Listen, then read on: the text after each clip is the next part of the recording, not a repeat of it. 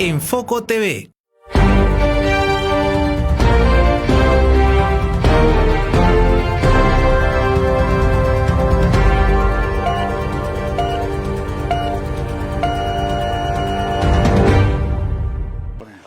Doctor, ¿cómo está usted? Bienvenido. Hola, encantado, Giancarlo, gracias. Muchas gracias.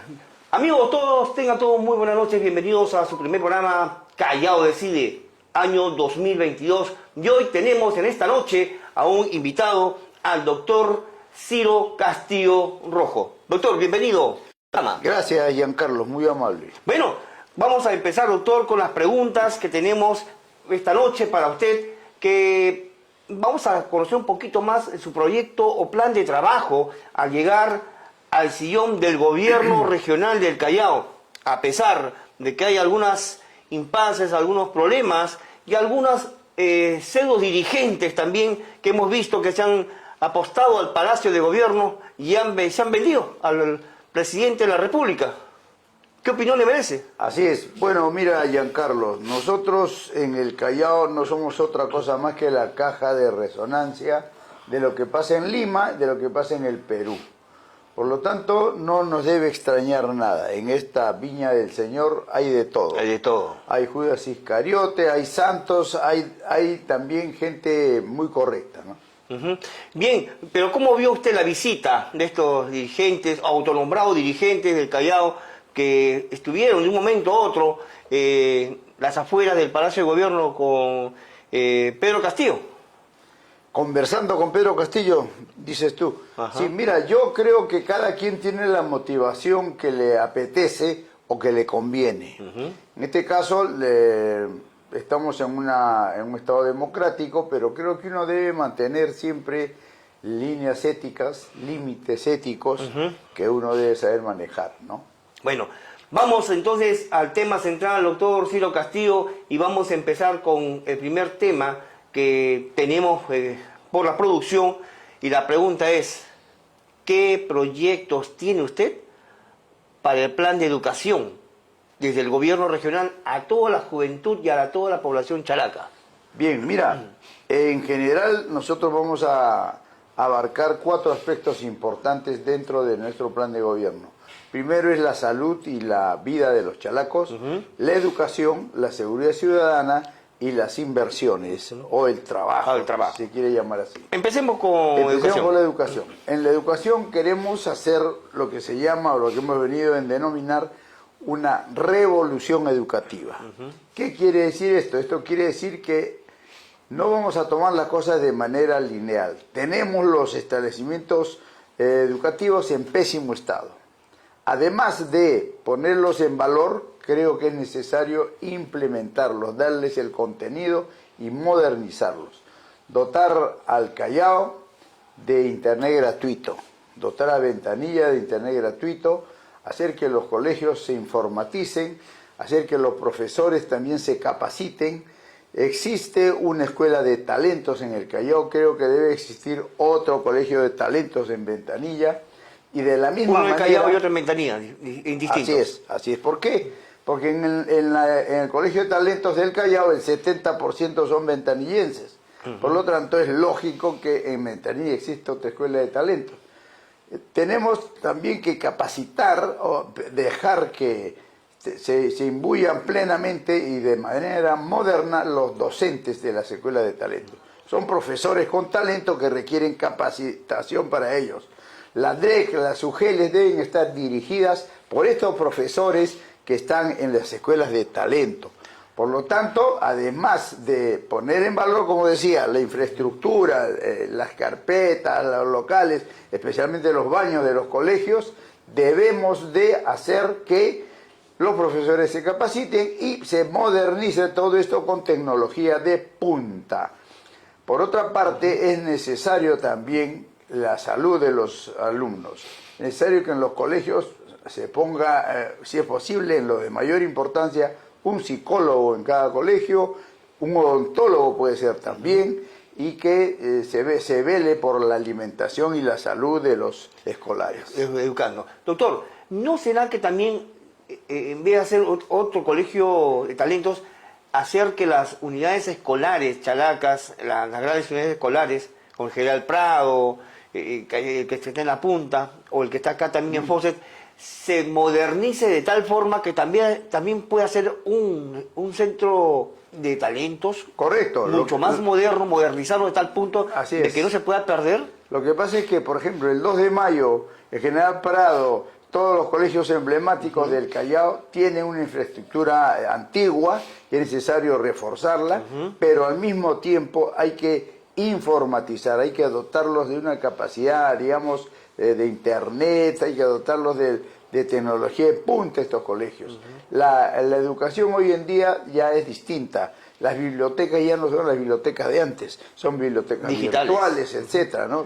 Por lo tanto, esto se debe de poner en práctica. Creemos que se debe de invertir. Nuestra niñez, nuestra juventud tiene derecho a gozar de lo que es la tecnología de punta en la educación. No solamente tenía que ser en el colegio, yo creo que también llevarlo a casa hasta cierto punto para no perder la hilación. Porque, o de lo contrario, hacer que todas las tareas se hagan en los colegios y ya no tenerlos en casa, ¿no? Mira, con esto de la pandemia hemos aprendido bastante. Hemos aprendido lo que es la educación, el aprendizaje remoto, pero nada va a reemplazar a lo que es la cuestión presencial, el aprendizaje presencial. Claro.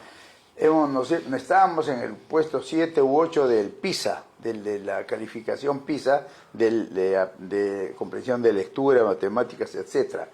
Ahora creo que estamos en el lugar donde hemos estado hace tiempo, es decir, el penúltimo lugar. 30 años atrás. Hace 30 años atrás estábamos en el penúltimo lugar y ahora habíamos subido el número 7, estábamos muy bien. Hemos vuelto a retroceder.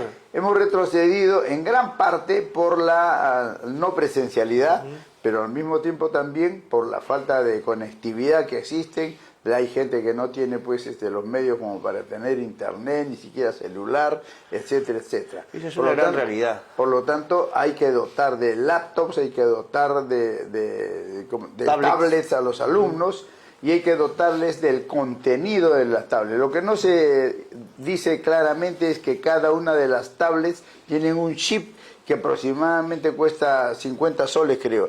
Y eso es un gasto adicional para los padres de familia. Por lo tanto, hay que ver la forma de que se maneje esto de manera centralizada, con terminales apropiados, se tenga que diseñar este contenido en la nube, tal vez, en fin, esas ya son cuestiones técnicas que se tienen que hacer en cada uno de los colegios, ¿no? ¿Habrá presupuesto para todo eso, doctor? Nosotros tenemos por toda fuente de financiamiento alrededor de 2.000 millones de soles, como proceso, como PIA y como PIM un poquito más. Pero por el canon aduanero alrededor de 1.300 millones de soles. ¿Qué se ha hecho con eso? Lo que se ha hecho desgraciadamente es un crimen. Se ha devuelto con la actual administración alrededor de 300 millones de soles. ¿Esta administración última? Así es, así es. Increíble. Entonces eso realmente pues es inaceptable. Lo que nosotros estamos haciendo es, porque a veces ¿qué sucede? Se hace más daño por la inoperancia, por la incapacidad de administrar, por la incapacidad de ejecutar los gastos, que a veces hasta por la mala intención misma. Estamos yendo premunidos de profesionales, estamos yendo con una plana de docentes y de gente experta en educación para hacer lo que hemos venido a denominar la revolución educativa en el Callao, que incluye modificar los contenidos favorablemente para darle a los chalacos pues la historia del Callao, para que tengan un sentido de pertenencia. Pues queremos que los profesores también se capaciten, en fin, todas esas cosas que las vamos a hacer en colaboración y en coordinación con las fuerzas vivas de nuestra sociedad. Ahora, doctor, justamente usted hablando de ese punto y yo iba a hacer una repregunta, y permítame usted, ¿se ha perdido la identidad chalaca? Fíjate, y otra pregunta más, Vitocho ha cometido, no sé si el error catastrófico de decir de que el Palacio de Gobierno es como un callejón del Callao. Eso es una falta de respeto a la identidad chalaca. Ese es absolutamente un error, y no sé si es un error o a lo mejor ya es parte de voluntario, parte de la formación y de los conceptos que culturalmente se tiene sobre el Callao. En el Callao somos una tierra, somos un puerto que en su mejor momento pues fue el mejor puerto del Pacífico, desde donde se irradió el cristianismo desde el virreinato de Lima. y fue geopolíticamente bien ubicado y ahora mejorado aún por la conexión que tiene entre el Atlántico y el Pacífico por la transoceánica. Entonces el Callao está en un punto equidistante de ambos mundos. Por lo tanto, debemos de aprovechar esa situación. Por el contrario, hemos hecho del Callao un puerto que está de espaldas al mar, no mira al mar, y lo que ha dicho el señor Vitocho pues es un error garrafal, vamos a tomarlo de la mejor manera, porque los callejones están en otro lado. Los callejones están dentro de los vericuetos del Congreso y del gobierno. Ahí están los verdaderos callejones, los vergonzantes callejones de nuestra sociedad peruana. Por lo tanto, creo yo que en el Callao se tiene que hacer una política regional, enérgica, fuerte, decidida, de amor al Callao, para recuperar la identidad chalaca. Hemos tenido dos migraciones, una ya por 1800, donde vinieron de Europa, italianos, alemanes, etcétera, que le dieron pues las características propias al Callao, empezando por Chucuito, La Punta, en fin. Y después hemos tenido otra gran migración andina por los años 60, que ha generado pues un polo de desarrollo potente, que es Ventanilla, que si bien no es una ciudad autogestionaria como Villa El Salvador, sin embargo es un monumento al emprendimiento, al buen emprendimiento, y no hemos tenido las sucesivas gobiernos que han habido acá durante 25 o 30 años que han mantenido secuestrado políticamente al Callao, porque no han hecho otra cosa que acciones de tipo delincuencial, y las pruebas están al canto, están presos, ¿no? Los exgobernadores, exalcaldes, etcétera. Entonces, lo que tenemos que hacer es recuperar, por ejemplo, la línea ecológica, recuperar el parque industrial, recuperar absolutamente todo. En ese sentido, creemos que el Callao debe aspirar, y nuestro sueño es que el Callao sea pues un puerto como Singapur, como Barcelona. Creemos que es posible eso, no solamente es un sueño, es posible. Puede ser que no se logre en los 4 años del gobierno, pero sí se pueden sentar las bases decisivas de un punto de no retorno para seguir adelante. Ahora, si nosotros queremos hacer todo eso, tenemos que plantear, aparte de las 4 cosas que te dije, que salud, educación, seguridad ciudadana e inversiones, se debe plantear líneas matrices. Por ejemplo, tenemos que luchar, abogar, conseguir que el Callao sea una zona franca. Ah, qué importante. Y como zona franca vamos a promover nosotros el hecho de que empiecen a surgir las pymes y las MIPES, las pequeñas y medianas industrias. No, es inconcebible cómo en un puerto que está de espaldas al mar, además, no exista siquiera las más mínimas pequeñas industrias alrededor de los muelles norte y sur. No existen, aparte de 4 señoras que venden sándwiches a los trabajadores que salen tarde. Por lo tanto, creo que es necesario hacer gestionar. No es de nuestra competencia, eso lo vamos a hacer con el Congreso y con el Gobierno, con el Poder Ejecutivo, para que el Callao sea zona franca, para que puedan beneficiarse los chalacos. Por otro lado, tenemos que dar beneficios laborales a los chalacos. El 80% de las obras deben ser cubiertas con mano de obra de residentes chalacos. El aeropuerto está por culminar una obra que va a dar 3.000 puestos de trabajo, tal vez más. Hasta más, mucho más. De esos 3.000 o 4.000 puestos de trabajo, el 80% debe ser para chalacos residentes acá. No está el pretexto de que digan no les damos porque no están capacitados. Dentro de nuestro plan de gobierno está la capacitación y la formación de centros de capacitación técnica. ¿Pero eso no es parte también del gobierno regional? ¿Que puede hacerlo? Eso es lo que estoy diciendo. Ajá. Justamente el gobierno regional va a hacer eso. Va a impulsar la capacitación técnica. Hemos hablado ya con la Universidad de San Marcos, como nos han pedido solamente 10 hectáreas para que se pueda poner una filial de San Marcos en Ventanilla, otra filial de la Universidad del Callao, etcétera. La educación es importantísima, de la misma manera que el deporte. Nosotros tenemos que generar una serie de cosas que, por ejemplo, han sido abandonadas. La vía deportiva, que es un fracaso, habría que volver a retomar. ¿Y en qué ha quedado eso? El Yaguaruaca, ¿en qué ha quedado? ¿A quién se ha concesionado? ¿Cuánto está rindiendo? Tenemos que volver a ver eso, no por nosotros, no por querer tomar una serie de líneas de inversión, sino por el pueblo chalaco. No es justo que se les esté cobrando el alquiler de canchas deportivas a muchachos que quieren hacer deporte.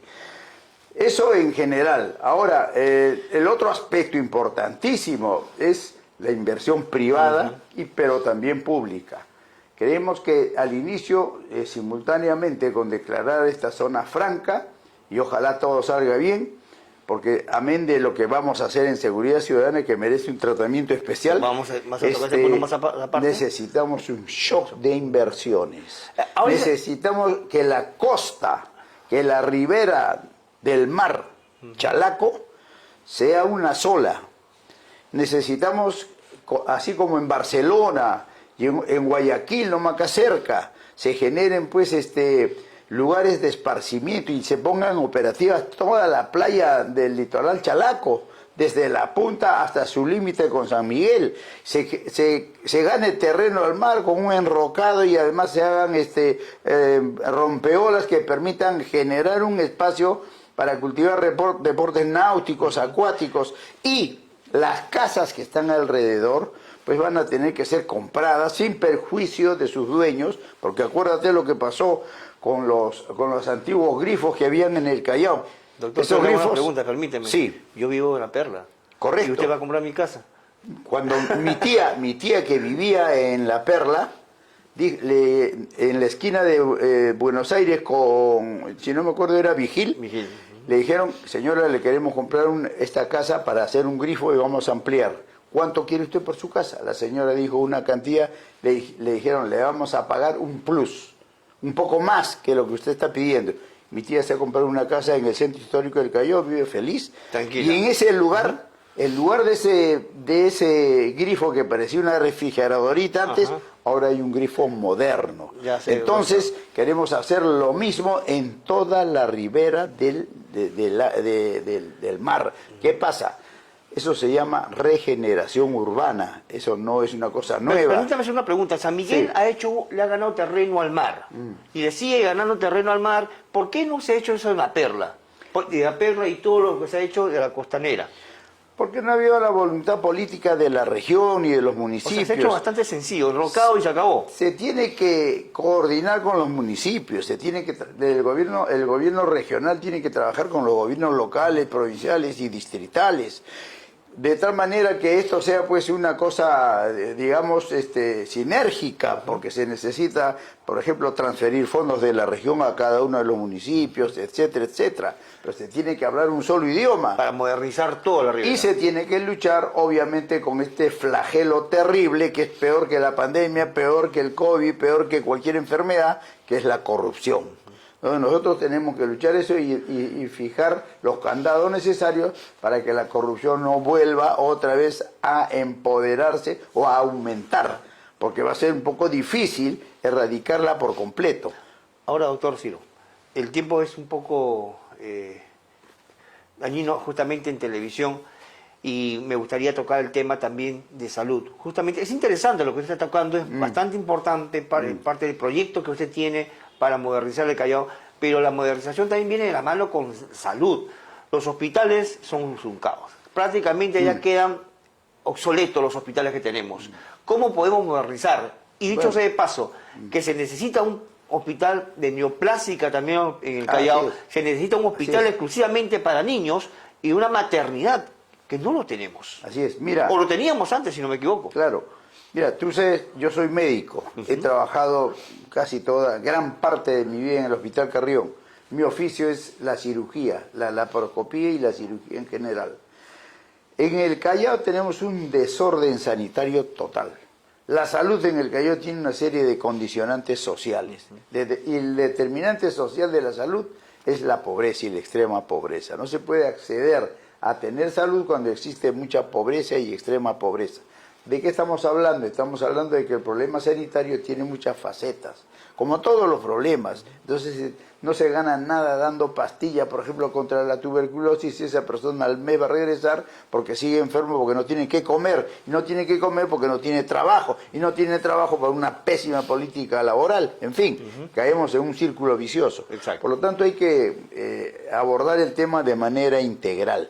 Y ahora, con motivo de la pandemia, se han embalsado las enfermedades. Por ejemplo, como nos hemos dedicado exclusivamente al COVID, que era necesario ser así, se ha embalsado la tuberculosis, se han embalsado las enfermedades infectocontagiosas, se han embalsado la anemia, se han empezado a aparecer bolsones de desnutrición, de VIH-Sida.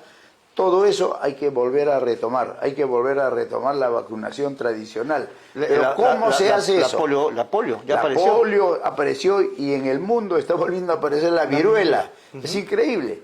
No le va a dar seguramente viruela a aquellas personas que ya fueron vacunadas. ¿Y quiénes son las que fueron vacunadas? Los que tienen más de 50 años.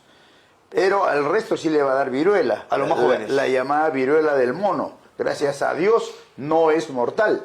Pero, ¿qué es lo que tenemos que hacer? ¿Cómo se resuelve este problema de la atención del mapa de enfermedades que hay en el Callao y en el Perú? Que la mayoría son enfermedades que se deben resolver en el primer nivel de atención. ¿Qué es el primer nivel de atención? Las postas, los centros, exacto, los anillos de contención que van a evitar que todas las enfermedades vayan a llenar los hospitales. Falta UCI, falta todo. Ojalá y vamos a atender a que se atiendan pues los casos de COVID en los centros y en los puestos de salud. Para eso tienen que estar bien equipados de medicamentos, de médicos, de personal. Esos son los preventorios, y ¿verdad? Funcionar las 24 horas. Aparte de ello, los preventorios para detectar el cáncer, deben de tener pues los colegios, deben de tener un psicólogo, un odontólogo, en fin, eso ya lo dijimos. Pero en lo que se refiere a salud, también está la otra parte, la parte biorecuperativa. O sea, el tratamiento de cuando ya está la enfermedad. ¿Se hace dónde? En los hospitales. Los hospitales están desastrosos, calamitosamente ¿Cuál es su proyecto, doctor? ¿Cómo organizar los hospitales o hacer nuevos hospitales? ¿Qué es lo primero que se debe hacer con los hospitales y los centros de salud? Saber de qué categoría son. Si un hospital me dice yo soy de la categoría 3 y en realidad es de la categoría 2 o 1, nos estamos engañando. Tenemos que recategorizar y transparentar qué clase de hospitales, de centros y de puestos tenemos en toda la región. ¿El San José, por ejemplo? El San José no está en la condición que dice estar. Le falta, por ejemplo, la misma infraestructura, es una infraestructura donada que no es la de un hospital, es de un hospital de campaña. Entonces, eso para empezar. Y los otros hospitales, el de Ventanilla. Ah, el de Ventanilla. El de Ventanilla es un hospital que no tiene la capacidad resolutiva para la población de Ventanilla y la demanda que existe de enfermedades acá. Por lo tanto, ese hospital tiene que saberse exactamente qué es y repotenciarlo, hacerlo de más alta complejidad. Crear un hospital en Pachacútec, un hospital de emergencias en el Cono Norte, el Hospital Carrión, que es la conjunción de la maternidad, del Hospital San Juan, del Hospital Carrión, y no me acuerdo de qué otro hospital más, son como 4 hospitales, pues se debe de convertir en un complejo hospitalario. Se debe de crear acá en el Callao, impulsar la creación de un hospital de neoplásicas. He podido observar, cuando me dijeron que acá en el Callao iba una gran cantidad de personas con cáncer al INEN, en Lima, en Surco, la cantidad de pacientes chalacos que van desde las 3, 2 de la mañana a hacer cola ahí para tener una cita es increíble. Nosotros tenemos la obligación de crear un hospital de neoplásicas en el Callao. ¿Dónde se crearía? ¿Dónde es el punto? ¿No cree usted que hay una infraestructura para poder crearlo? Para empezar, tenemos un hospital de enfermedades de recuperación que está acá en el hospital este que teníamos antes, que ahora está en Chorrillos. Rehabilitación. De rehabilitación, el que está en Vigil. Ese hospital habría que, o lo convertimos en un hospital de rehabilitación como era, porque ahora no es exclusivamente de rehabilitación, o lo convertimos en un hospital de neoplásicas mientras se busque el terreno, porque otro de los problemas de los hospitales es que no tienen saneamiento físico legal, vienen con toda una herencia y no tienen saneado el local donde están construidos. No se puede hacer nada, no se puede hacer mayores proyectos cuando esto no está saneado. ¿Y el local del gobierno regional no se puede prestar para eso? Por supuesto que sí. El local del gobierno regional es amplio, y se puede tranquilamente hacer un hospital de neoplásicas. Hay que hacer el estudio. Primero se está viendo la necesidad de la existencia de este hospital de enfermedades neoplásicas en el Callao. Qué interesante. Permítame un instante.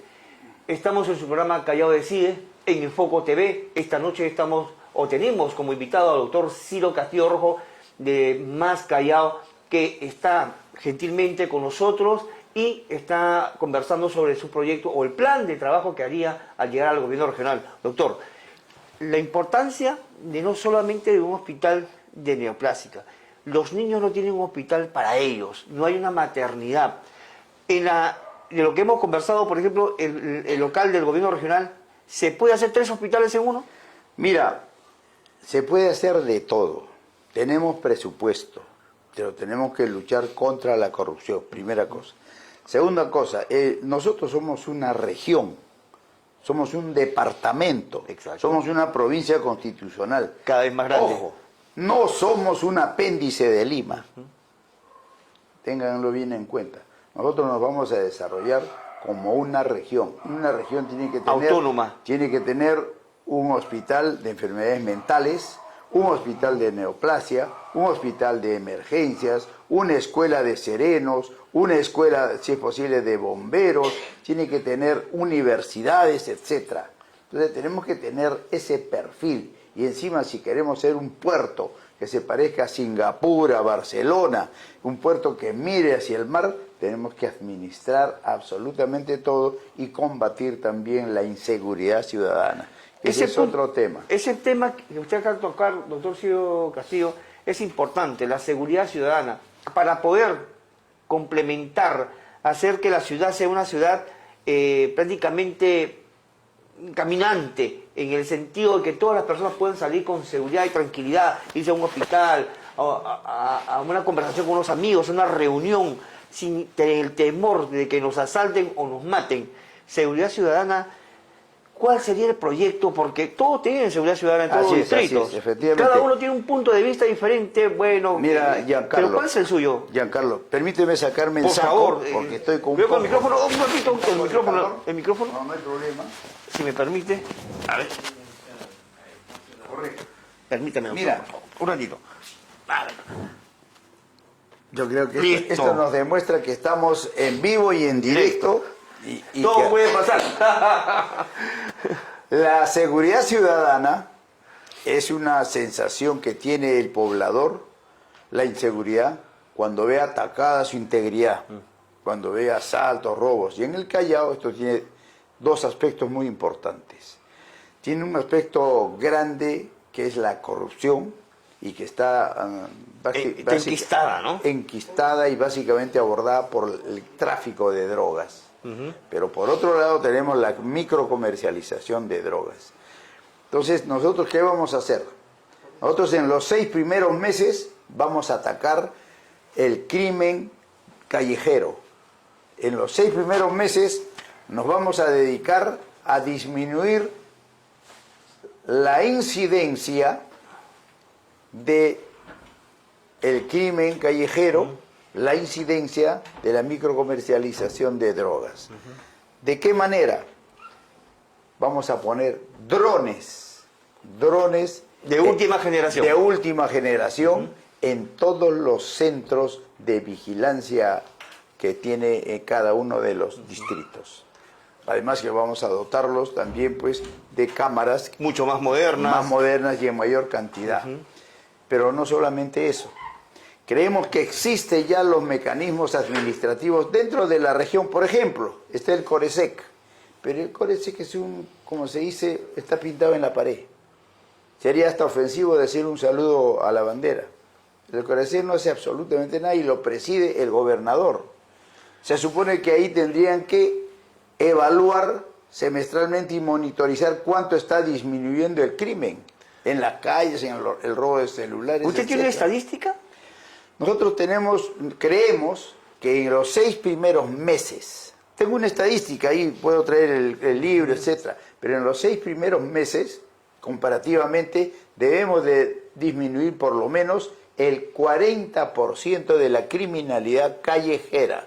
¿Qué es la criminalidad callejera? Es el robo de celulares, los asaltos y los robos menores que hay en las calles. ¿Y los sicariatos? Es la segunda etapa. Ok. Todo se hace paralelamente. El sicariato es una cosa que se tiene que trabajar de manera global. Un buen ejemplo es El Salvador. El presidente Buleje, ¿qué ha hecho? No sé si acá podamos hacerlo, corremos el riesgo de salirnos del Pacto de San José, tal como lo ha hecho Buleje, pero no creo que lleguemos a tanto. Lo que tenemos que ver es el manejo integral y la interlocución que debemos de tener con el delito. Cuando yo conversaba con un ciudadano nuestro, un chalaco, y le preguntaba ¿por qué has delinquido? Me decía porque no tengo trabajo, porque no tengo oportunidades, etcétera, etcétera.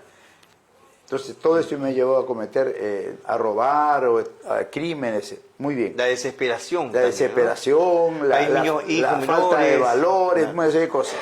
Entonces, pero yo le pregunto, dime, ¿tú quisieras que tus hijos fueran igual que tú?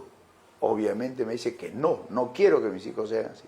Entonces, ese es el punto en donde, por ejemplo, en El Salvador han tocado y han hecho una transacción con el crimen. Ellos, tú no quieres ser así, pero has cometido un delito, entonces te vas preso. Tienes que cumplir con la ley porque estamos en un estado de derecho. Pero vamos a hablar con las mujeres de los asentamientos humanos. Vamos a hablar con las juntas directivas de los barrios, etcétera. Y vamos a darles trabajo a las madres. Porque esas madres son las esposas de algunos de los delincuentes. Y esas madres son las que, en última instancia, van a sostener los hogares de donde también provienen estos delincuentes, que han delinquido por una serie de razones. Ya no nos pongamos a elucubrar sobre eso. Entonces, ese tipo de manejo ha permitido que las organizaciones naturales, como en este caso de los barrios, los asentamientos humanos, los clubes de madres y las otras organizaciones que ya conocemos, colaboren con la policía en el mejor sentido de la palabra. Usted dijo algo importante, sí. Colabore con la policía. La ciudadanía, ¿cómo puede colaborar con la Policía Nacional si muchas veces se está viendo de que se está robando, se está asaltando, se está matando? Se llama a la policía, se llama seguridad ciudadana y vienen a la media hora, 40 minutos y no tienen ese respaldo que debería tener el ciudadano, chalaco. Así es, así es. ¿Cómo va a trabajar usted con eso? ellos? Tenemos que reformarlo en 180 grados. ¿De qué manera? Nosotros en los centros de vigilancia que ya existen y en los que no hay crearlos, aparte de tener las cámaras de monitoreo que mayormente se utilizan para las placas, poner papeletas, que se utilizan para hacer seguridad ciudadana. Entonces, en esos lugares, aparte de los drones que vamos a poner, nosotros vamos a poner una central de atención las 24 horas del día conectada con los bomberos, con la policía, con los médicos, hasta con el psicólogo, con una persona que atienda las 24 horas el teléfono. Y nos vamos a poner plazos de eficiencia. En 5 minutos tienen que ser atendido el problema por el cual llamaron, más o menos como el 911. Entonces, ese ejemplo hay que seguirlo, eso lo vamos a tener. Y ese número podía darse, porque es un número que se puede dar internacionalmente, 911 para poder llamar. Así es, eso, pero el asunto es hacerlo. Y eso debería hacerlo, por ejemplo, la región en coordinación con los municipios. Eso debería, nosotros vamos a crear una escuela de serenos aquí en Ventanilla, pero serenos de nuevo tipo. Vamos a... los Robocop. Puede ser, pero vamos a llegar también a la utilización de fuerzas combinadas en determinados momentos, de la policía, el ejército, la marina. Pero fundamentalmente el eje central recae naturalmente sobre nuestra Policía Nacional, que, dicho sea de paso, pues a la que le tenemos mucho respeto, pero que ha sido salpicada también por la corrupción. Entonces es un aspecto importante a tratar. Por ello, nosotros consideramos que no solamente es el gobernador el que debe presidir el CORESEC, lo preside perfectamente, eso está hecho, eso es por ley, pero vamos a estamos impulsando la creación de un comité de seguridad ciudadana en cuya cabeza se encuentra un zar de la seguridad ciudadana y la anticorrupción. Esta persona va a ser la cabecera de playa, la punta de lanza para combatir esta guerra en contra del crimen. La seguridad ciudadana es una cosa prioritaria en el Callao. Estamos trabajando con generales de la policía, de gran experiencia, comandantes que han sido comisarios aquí en el Callao, en muchas de las comisarías, tienen experiencia en el Callao. marinos que conocen el problema de seguridad, y hasta generales del ejército que voluntariamente han venido a ofrecer sus servicios para establecer esta estrategia operativa. Queremos disminuir la criminalidad, impactar en la sociedad. ¿Por qué? Porque esto del crimen organizado, esto de los asaltos, los cogoteros, la sangre en las calles tiene que parar. Tiene que parar, el sicariato tiene que parar y tenemos que tomar las medidas necesarias. Hay una pregunta importantísima, doctor Ciro. ¿Qué hacer con los extranjeros que han venido al Perú a ser sicarios, a matar prácticamente por centavos a la gente, a quitarle la vida, a matar un padre de familia, a matar un hijo, a matar a una mujer, simplemente porque viene a hacer esa labor sucia al Perú y exclusivamente en el Callao? Mira, los extranjeros que vienen a nuestra patria, nosotros somos de una patria más grande que se llama Latinoamérica. Y ojalá algún día Sudamérica se una y seamos los Estados Unidos de Sudamérica, una gran potencia. ¿No es cierto? Así como existen los Estados Unidos de Norteamérica. Bueno, bienvenidos sean los extranjeros, pero debemos de tomar políticas de gobierno que permitan el tamizaje, el filtrado. Los chilenos no han dejado de entrar a todo el mundo. Han dejado de entrar a profesionales, aquellos que beneficien el quehacer laboral, cultural, lo que sea de ese país. Acá se han abierto las puertas indiscriminadamente y encima las fronteras son una coladera. Por lo tanto, ya estamos con el problema encima. ¿Qué hacemos? Todo aquel extranjero, sea colombiano, sea venezolano, no solamente que sea venezolano, sino que sea de cualquier país que cometa delitos, debe ser repatriado. De inmediatamente. De inmediato, sin mayor trámite. Todo extranjero que viene a cometer delitos sancionados por nuestra legislación debe ser repatriado. Que allá, en el lugar de origen, pues lo encierren en una cárcel, lo vuelvan a reinsertar en la sociedad, etcétera, etcétera. Nosotros... Es problema de ellos. Es problema de ellos. Yo creo que eso es lo primero que se tiene que hacer. Aquellos que han venido a trabajar, bienvenidos, pues, bienvenidos sean, pero que tienen que tener sus papeles en regla también. Así es. Estamos en su programa Callao Decide. Queremos saber si ustedes también tienen unas preguntas por el chat. Háganos saber, por favor, compartan sus preguntas, también que tengan al doctor Ciro Castillo Rojo, que el día de hoy nos está visitando, quien va al gobierno regional por el partido o movimiento Más Callao, doctor Ciro. Ya para finalizar, tenemos un tiempo para finalizar, doctor. ¿Qué mensaje le daría usted a la sociedad, a la juventud chalaca, a esa madre de familia, a ese padre de familia que quiere y desea cambiar su Callao para mejorar y su familia se sienta más segura y con una salud real para poder mejorar nuestro estado de vida? Está bien. Estamos en una etapa electoral, pero también no nos debemos olvidar que venimos del bicentenario.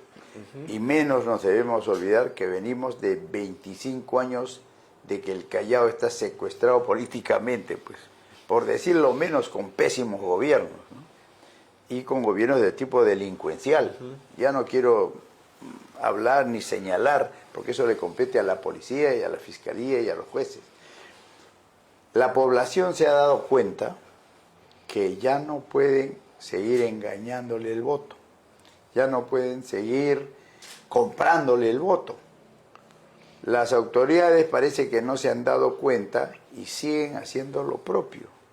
Las autoridades, desgraciadamente, que están postulando inclusive no a la reelección, pero que se toman la artimaña de ser autoridades de un lado y postular en otro, están pues utilizando el dinero de un lado para invertirlo en su campaña en otro lado.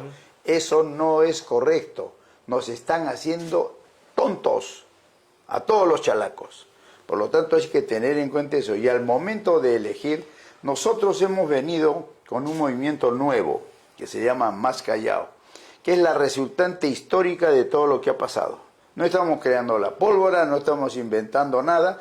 Es un movimiento que ha surgido de los escombros que nos han dejado 25 años de malos gobiernos. Por lo tanto, este movimiento nuevo, yo mismo he tenido una experiencia tremenda a lo largo de todos estos años. He sido invitado por muchas organizaciones y puedo hablar con propiedad de cada una de ellas. En ninguna he recibido ningún pago, ni he dado yo pago para estar en ellas. Por lo tanto, ese antecedente lo hemos trasladado a nuestra organización Más Callao. Estamos tamizando y escogiendo, por decir de alguna manera, a los mejores hijos del pueblo. Lamentablemente, todos los chalacos, de una u otra manera, han sido salpicados por la corrupción. Todas las instituciones chalacas. Por lo tanto, este tamizaje significa que todo candidato nuestro no debe tener sanción judicial consentida, ni siquiera en primera instancia. Puede tener denuncia, porque las denuncias se hacen hasta por deporte acá, o por fastidiar a la otra persona.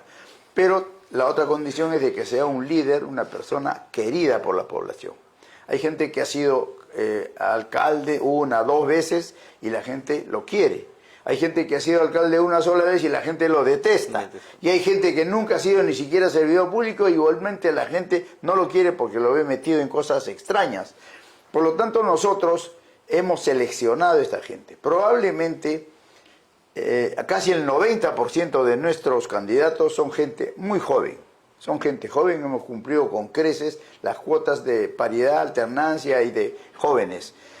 En ese sentido es que Más Callao se ha convertido en la fuerza del cambio en el Callao. El cambio en el Callao lo hace Más Callao. Primero como con la plancha que está presentando estas elecciones y en segundo lugar con su plan de gobierno. Pero más allá de los planes de gobierno, porque ahora todo el mundo te va a presentar de todo, hasta como dice el balsecito, te va a presentar las sardinas sobre las olas y con su limón. Pero más allá de eso, de que los candidatos de presidente te digan, te propongan, te prometan el oro y el moro, creo que las chalacas y los chalacos tenemos que tener en cuenta y saber por quién vamos a votar, cuál es la ejecutoria de vida de esa persona, cuál es su trayectoria, en quién vamos a confiar. Ya no vamos a confiar solamente en nuestro voto, y es un voto que lo tenemos que dar con dignidad. Vamos a confiar el futuro de nuestros hijos, porque no nos olvidemos que hay fuerzas corruptas que se están queriendo recomponer y volver a tener el poder por otros 4 o 5 años más. No se resignan al hecho de que la historia ya los ha ido decantando, los ha ido sacando. Nosotros estamos en la obligación, nuestra misión sagrada en estos momentos, por nuestros hijos, por nuestro querido Callao, es votar a conciencia, no solamente votar por la obligación de votar a conciencia, y yo quiero llegar al corazón de los chalacos, con las propuestas de Más Callao. Más Callao es más salud, más educación, más seguridad ciudadana, más inversiones, más trabajo y más Callao para todas las chalacas y chalacos. Muchas gracias, doctor Ciro Castillo. Estuvimos con el doctor Ciro Castillo Rojo en su programa Callao Decide. Hoy, en su primer programa del mismo nombre, Callao Decide 2022. Con nosotros será hasta la próxima y con otro invitado más para que usted decida cómo votar.